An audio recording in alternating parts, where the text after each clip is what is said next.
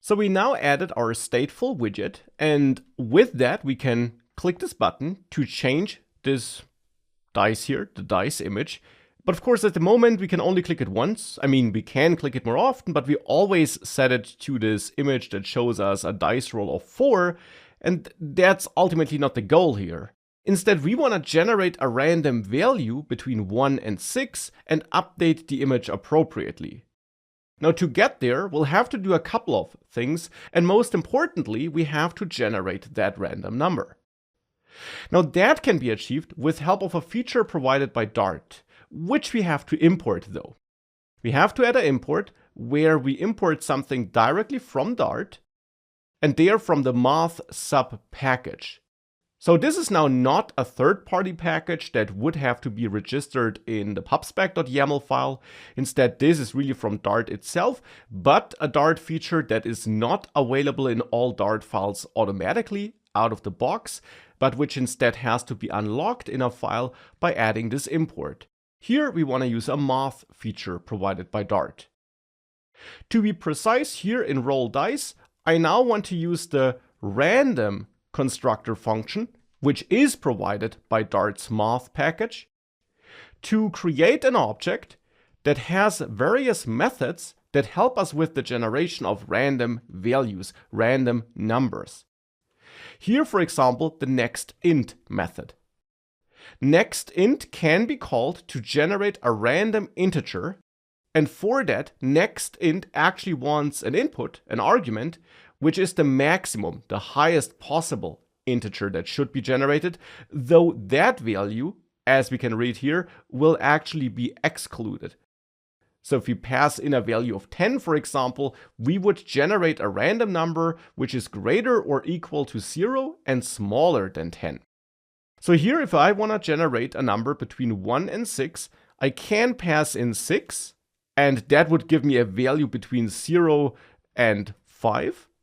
So to make sure that it's between 1 and 6 instead, I simply have to add 1 here. And that would then give me a number between 1 and 6.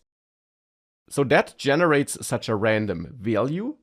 And we could now use that random value and store it in a variable called dice roll, for example, to then dynamically set this string here, this path to an image.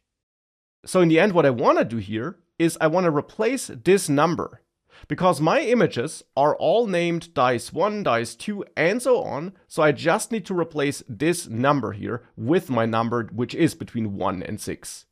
And it must be between 1 and 6, because I only have images for 1 to 6. Now, getting such a number here into a string is pretty easy with Dart, because it gives us a nice syntax, a nice feature that allows us to kind of inject values into strings. We can add a $sign here, followed by the variable name that holds the value that we want to inject into the string.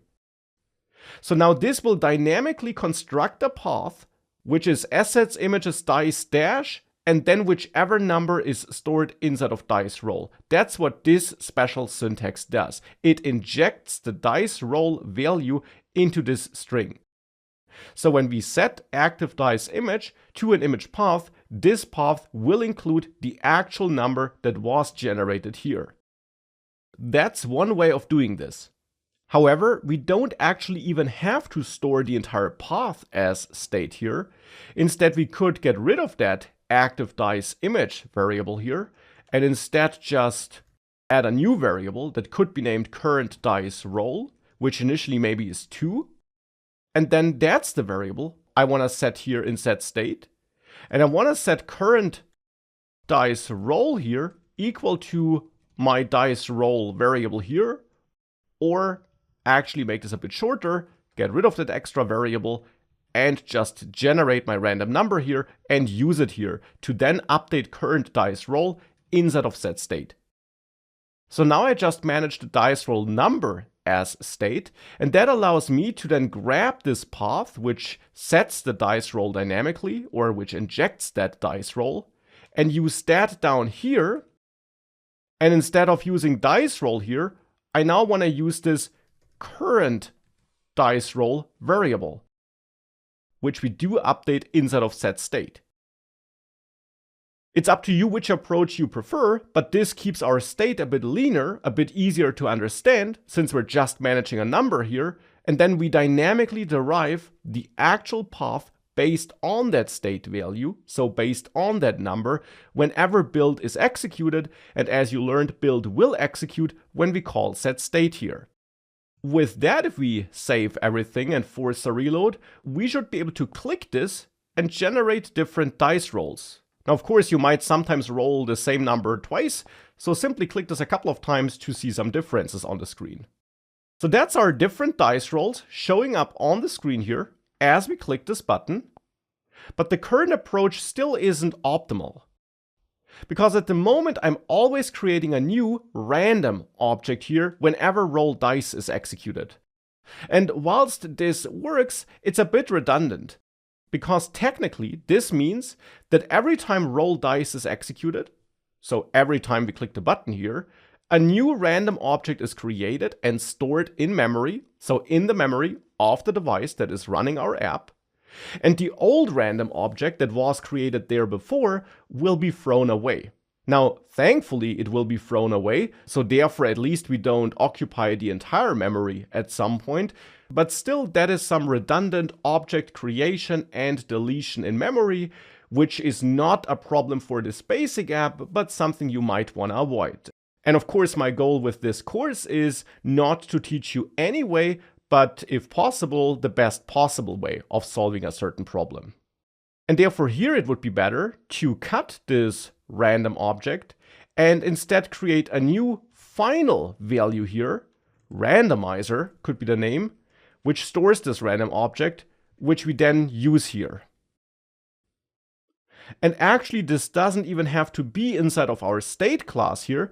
This could even be defined outside of it, maybe here, right below the imports, because it's totally fine if this is only created once when this code file executes for the first time, and it doesn't have to be re-executed every time the state object is created.